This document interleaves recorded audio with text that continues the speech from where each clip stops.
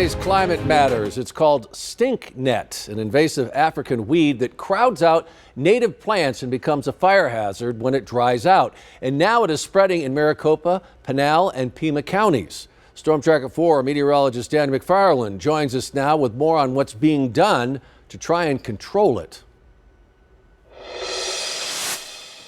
Well, Sean, really the big thing with this is that it spreads very quickly. This is a perfect environment for it. And the worst part is that it's very flammable. We thought, well, let's just try this and focus on this area. The protectors of the Salt River hate this little yellow flower. It's not too deep. It's everywhere around the Audubon Center on Central Street in Phoenix. We have a community group here. We come out on Sundays, and we're coming up on our 1-year anniversary of coming out to pull the Stinknet. Patty Talavanga and her group have cleared out one side. The other side still needs work. It's tough to get rid of.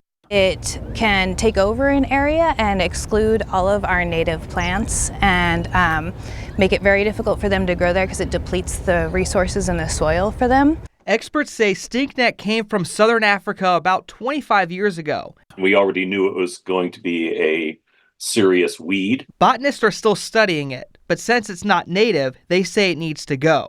If that plant remains standing, it's now going to be fuel for wildfire, as well as dropping that seed. Because each one of these yellow globes has a ton of tiny seeds. You can pull it up, and if you keep pulling it up over time, you're going to get rid of it, but it does take a while going that route. Another 2,000 plants, 3,000 plants just off of this one. So if you see it, experts are asking you to pull it up.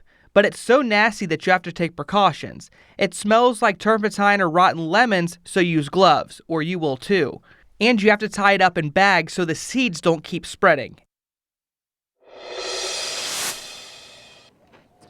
And when it comes to this plant, we've gone 36 days without rain so far, so a lot of them are beginning to dry on up, and that's really bad timing because we're now going to be entering fire season. Back to you.